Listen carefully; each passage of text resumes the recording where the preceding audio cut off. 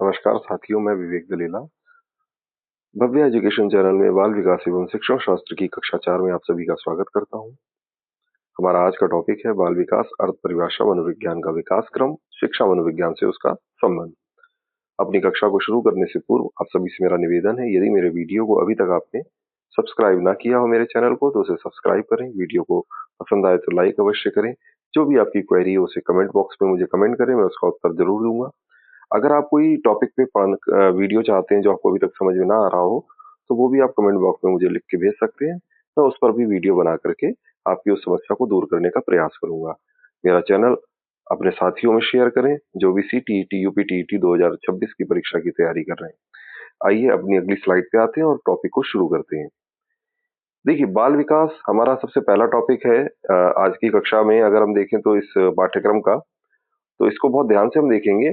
बाल विकास या इंग्लिश में चाइल्ड डेवलपमेंट जिसे हम कहते हैं, ये क्या है? तो यह मनोविज्ञान की वह शाखा है जो व्यक्ति के जन्म पूर्व यानी गर्भावस्था से लेकर किशोरावस्था के अंत तक होने वाले सभी प्रकार के शारीरिक, मानसिक, सामाजिक, भावनात्मक, भाषाई परिवर्तनों का वैज्ञानिक अध्ययन करती है। जो भी परिवर्तन हो रहे हैं बच्चे में गर्भावस्था से लेकर के किशोरावस्था तक, उन सभी का अध्ययन हम बाल विकास के अंतर्गत।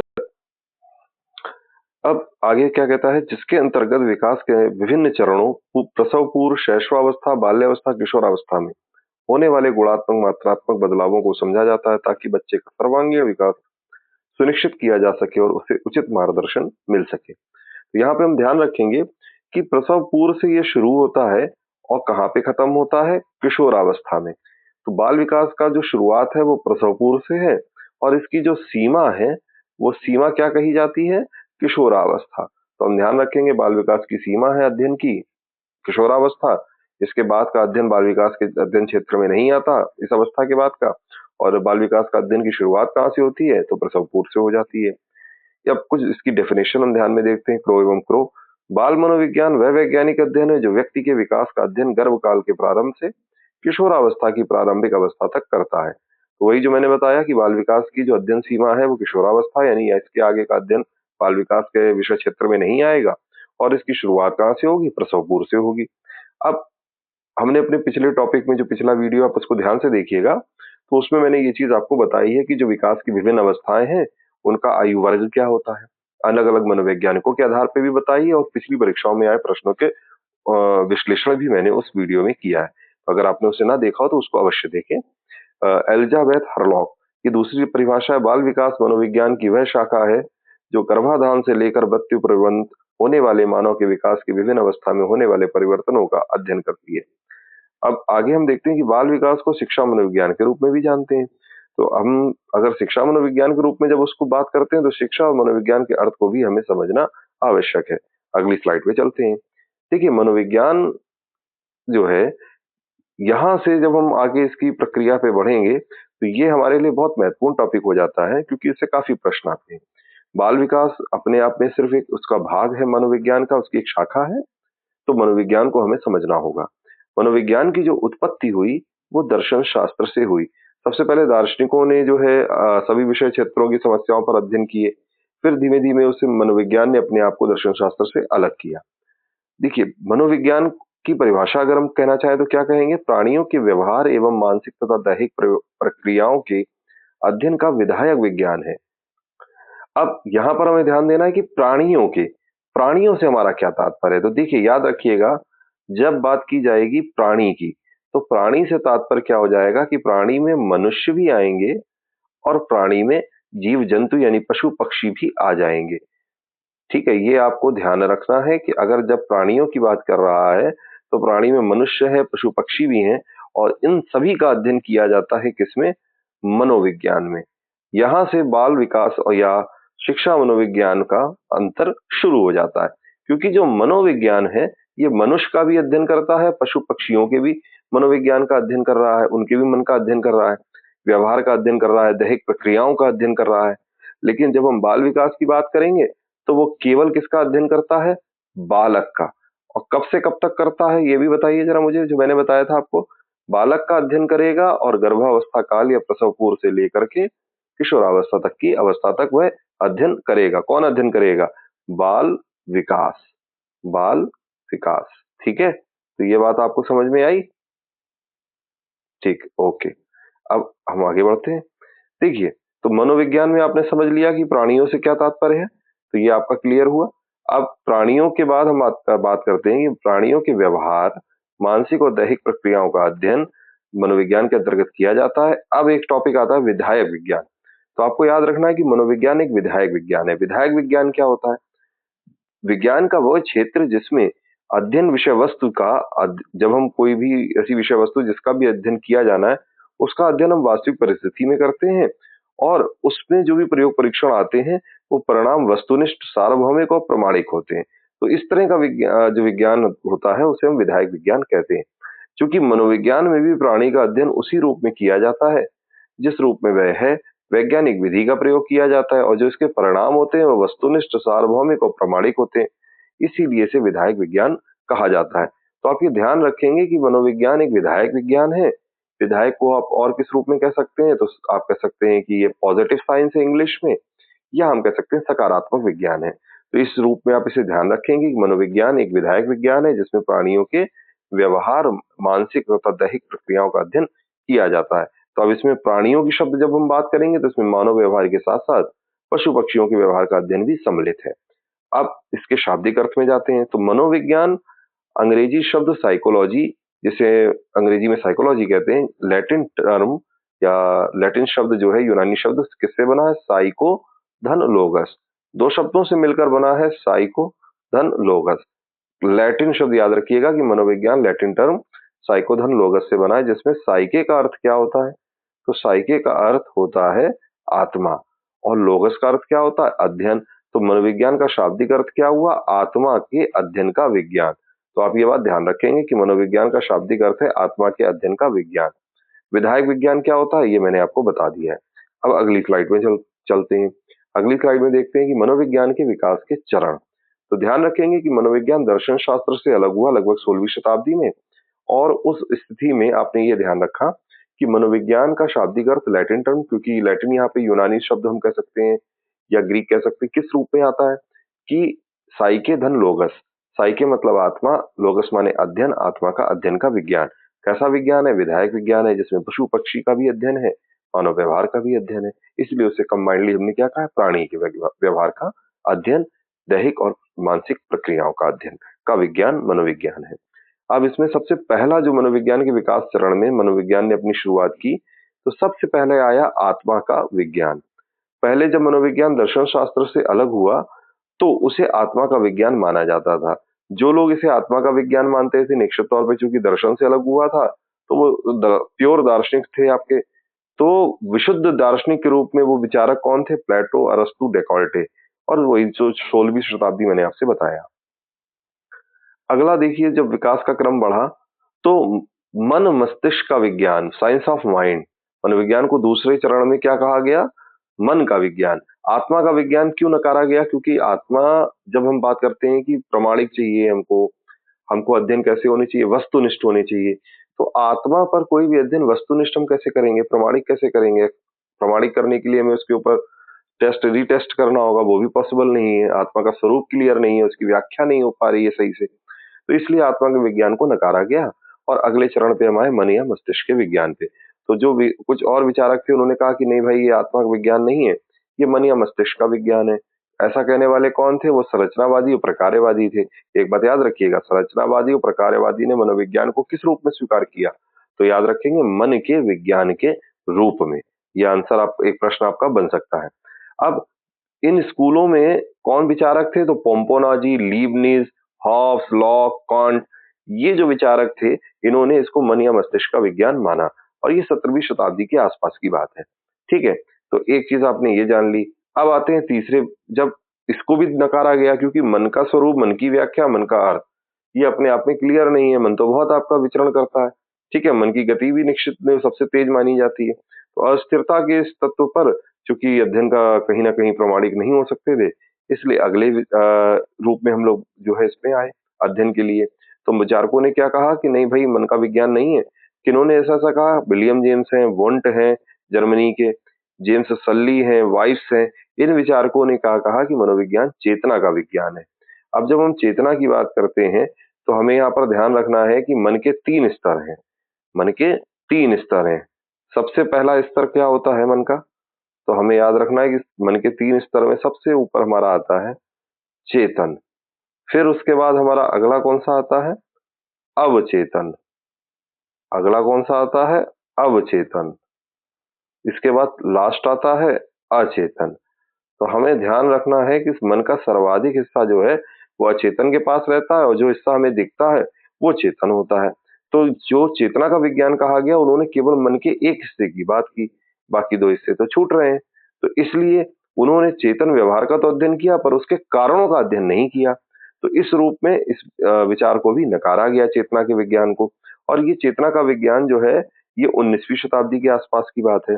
यहाँ पर हमें एक चीज और याद रखनी है कि विलियम जेम्स के द्वारा लिखित पुस्तक का नाम क्या है? प्रिंसिपल ऑफ साइकोलॉजी, जो उन्होंने 1880 में लिखी। इसी स्लाइड में एक और चीज मैंने देखी लिखी हुई है कि प्राचीन मनोविज्ञान के जनक किसे माना जाता है?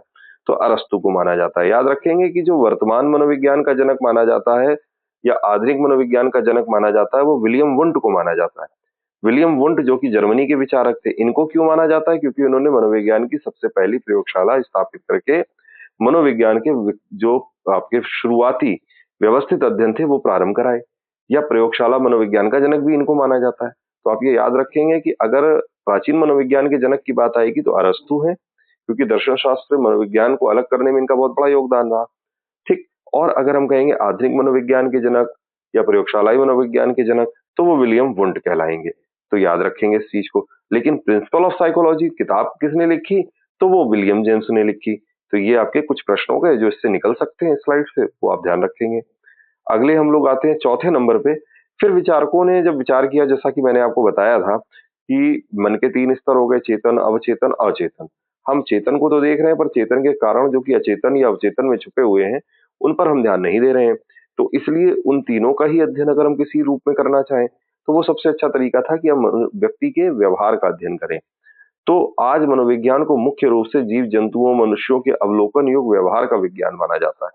अवलोकन से मतलब हम व्यवहार को देखते हैं और उसके आधार पर निष्कर्ष पर पहुंचते हैं। तो इसमें प्रमुख विचारक कौन थे? जेवी वॉटसन, स्किनर, वुडवर्थ। और ये 20वीं शताब्दी का विचार। तो आपको एक चीज क्लियर हुई कि मनोविज्ञान ने अपने विकास के 4 चरण जो थे, पहला आत्मा का विज्ञान, दूसरा मन का विज्ञान, तीसरा चेतना का विज्ञान और चौथा व्यवहार के विज्ञान के रूप में पूरे किए। आज वर्तमान में मनोविज्ञान को व्यवहार का विज्ञान के रूप में स्वीकार किया जाता है, जिसके प्रमुख विचारक कौन कौन मैंने बताया? जेवी वॉटसन, स्किनर, वुडवर्थ, मैकडूगल भी इसके एक विचारक हैं जो ये मानते हैं कि व्यवहार का विज्ञान है। तो अब इसी चीज को परिभाषाबद्ध किया आर एस वुडवर्थ ने, जिनकी परिभाषा अगर आपको याद है तो मनोविज्ञान का विकास क्रम भी आपको याद है। उन्होंने अपनी परिभाषा में क्या बताया कि सबसे पहले मनोविज्ञान ने अपनी आत्मा का त्याग किया, फिर उसने मन का या मस्तिष्क का त्याग किया, उसके बाद चेतना का त्याग किया, अब यह व्यवहार की विधि को स्वीकार करता है। तो इस डेफिनेशन को याद रखेंगे तो विकास क्रम भी आपको याद रहेगा, कंफ्यूजन नहीं रहेगा। जो मैंने मनोवैज्ञानिक बताया हर विकास के क्रम के, वो आप ध्यान रखिएगा, शताब्दी याद रखिएगा और कुछ महत्वपूर्ण बातें जो मैंने पिछली स्लाइड में बताई हैं वो ध्यान में रखिएगा। अब मनोविज्ञान की कुछ परिभाषाओं पर हम आते हैं जो महत्वपूर्ण है। मनोविज्ञान मानव व्यवहार का विज्ञान है। कॉल सैनिक याद रखिएगा, मनोविज्ञान एक वृहद टर्म है और जिसमें मनो प्राणी का अध्ययन किया जाता है, मनुष्य और पशु पक्षी सभी का। तो यहाँ पर उन्होंने केवल मानव व्यवहार कहा है, लेकिन आप ध्यान रखेंगे कि इसमें मनुष्य का भी अध्ययन है और पशु पक्षियों का भी है, प्राणी के व्यवहार का अध्ययन है। दूसरी परिभाषा वॉटसन की है, इन्होंने कहा मनोविज्ञान व्यवहार का विधायक विज्ञान है। विधायक विज्ञान क्या है? पिछली स्लाइड में आप देख लीजिएगा, आपको समझ में आ जाएगा, मैंने बता ही दिया है आपको। मनोविज्ञान आचरण एवं व्यवहार का धनात्मक विज्ञान है। तो वॉटसन और मैकडूगल की डेफिनेशन में क्या डिफरेंसेस है कि मनोविज्ञान व्यवहार का विधायक विज्ञान है, वॉटसन ने कहा, और आचरण शब्द लगा के और उसको थोड़ा सा एलिब्रेट किया कि मनोविज्ञान आचरण एवं व्यवहार का धनात्मक विज्ञान है, मैकडूगल ने। मॉर्गन महोदय ने कहा मानव एवं पशु व्यवहार का विज्ञान मनोविज्ञान है। तो ये डेफिनेशन भी बिल्कुल एकदम ठीक है, करेक्ट है। इसको ध्यान रखेंगे तो मनोविज्ञान के अर्थ के लिए आप कंफर्म में रहेंगे। अगली स्लाइड पे आते हैं। अब यहाँ पर हम बात करते हैं, मनोविज्ञान का अर्थ हमें क्लियर हो गया, अब शिक्षा की बात कर लेते हैं। तो शिक्षा जो है शिक्ष धातु से निकला, जिसका अर्थ क्या होता है? सीखना और सिखाना। याद रखेंगे जब हम बात करते हैं शिक्षा की, जो कि शिक्ष धातु से निकला, तो सीखता कौन है? तो याद रखना, शाब्दिक अर्थ जो है शिक्षा का, उसमें सीखना और सिखाना दोनों है। सीखना और सिखाना। अब सीखता कौन है? तो आपको मालूम है सीखता कौन है? विद्यार्थी। और सिखाता कौन है? शिक्षक। तो जो हमारा भारतीय अर्थ है शाब्दिक, वो बहुत ब्रॉड है। उसमें आपको माना गया है कि जब आप सीखते हो तो आप विद्यार्थी की भूमिका में हो, और जब आप किसी को कुछ सिखाते हो प्रत्यक्ष अप्रत्यक्ष तो आप उसके लिए शिक्षक की भूमिका में हो। यहाँ पर सीखना और सिखाना एक ही व्यक्ति के लिए अलग अलग भूमिकाएं हैं। तो आप यहाँ पर ये याद रखेंगे कि जो शिक्षा है वो शिक्ष धातु से निकला, जिसका अर्थ है सीखना और सिखाना।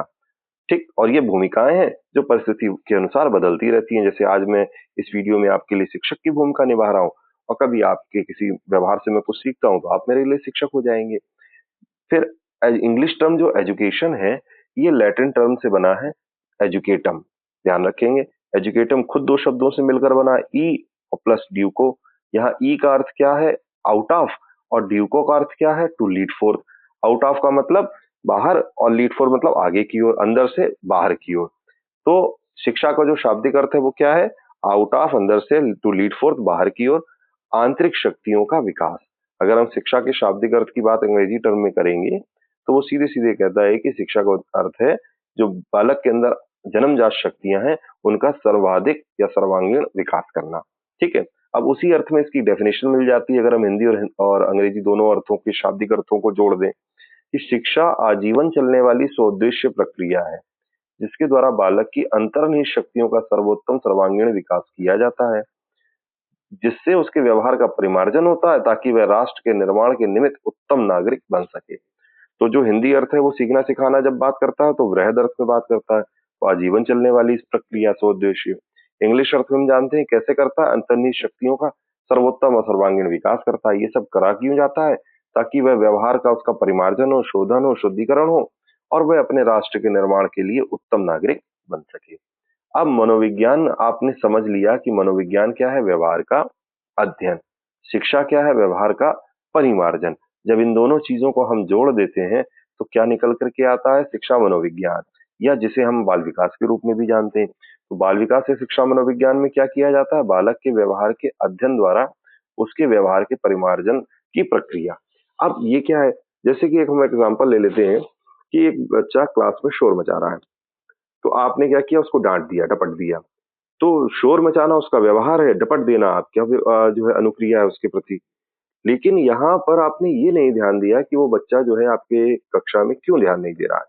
आपने कारणों का अध्ययन नहीं किया, आपने केवल उसके जो ऊपरी चेतना का व्यवहार है उस पर सीधे सीधे आपने क्या कर दिया? अपनी अनुक्रिया दे दी। हमें क्या करना है? उसके कारण जो अचेतन में छिपे हुए हैं उनका अध्ययन करना चाहिए कि बालक ऐसा क्यों कर रहा है। आप कक्षा में पढ़ा रहे हो, वो शोर कर रहा है या ध्यान नहीं दे रहा है। हो सकता है कि उसने पिछली कक्षाएं अटेंड ना की हो, जिस कारण वह पिछड़ गया है, और उस कारण से उसको वो वर्तमान कक्षा का टॉपिक समझ में नहीं आ रहा है। जब समझ में नहीं आ रहा है तो वो फिर इधर उधर उसका मन भटक रहा है। तो हमें क्या करना चाहिए? उसे रिमेडियल क्लास दे करके उसकी छूटी हुई कक्षाओं को पूरा करना चाहिए, तो बच्चा शोर मचाना बंद कर देगा। ऐसा भी हो सकता है कि बच्चा जो है पीछे बैठा है, उसकी आंखें कमजोर हैं, और उसको बोर्ड पर जो आप लिख रहे हो वो दिखाई नहीं दे रहा है, तो वो इधर उधर झांक रहा है। तो ये भी एक कारण हो सकता है।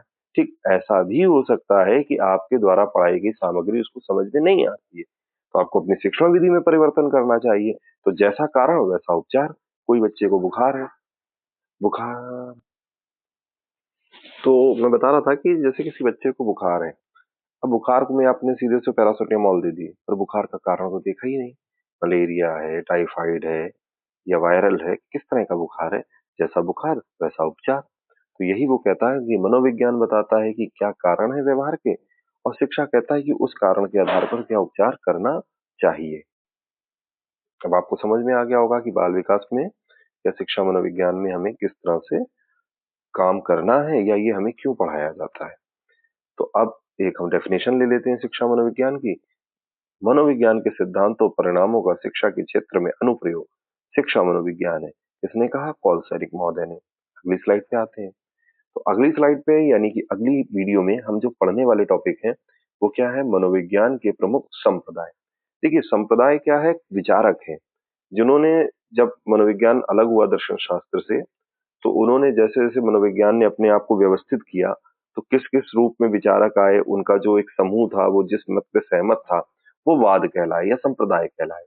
तो एक जैसे विचारों को मानने वाला समूह संप्रदाय कहलाता है। उसे हम इंग्लिश में कहते हैं स्कूल्स। तो स्कूल्स ऑफ साइकोलॉजी, तो यहाँ पर आपके मनोविज्ञान के जो स्कूल है, मैंने 7 स्कूल आपके लिए हैं, जो कि अगले वीडियो के लिए रहेंगे। नंबर पहला संरचनावाद, दूसरा प्रकारवाद, तीसरा व्यवहारवाद, चौथा समग्रवाद या गेस्टाल्टवाद के रूप में आप जानते हैं, पांचवा मनोविश्लेषणवाद, छठा हार्मिकवाद, सातवां मानवतावाद। तो इसे हम पढ़ेंगे अगले शिक्षण वीडियो में, कक्षा 5 में।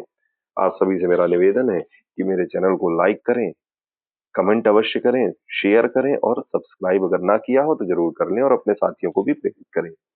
और मैं इसी तरह से आपको वीडियो बना के देता रहूंगा। आपसे मेरा ये भी निवेदन है कि देखिए, ये वीडियो कक्षा है, हम आपस में अंतःक्रिया इसमें डायरेक्ट नहीं कर पा रहे हैं, लेकिन आप कमेंट के माध्यम से अपने जो भी क्वेश्चन है, जो भी आपके संदेह हैं, उसको मुझे लिख के भेजिए।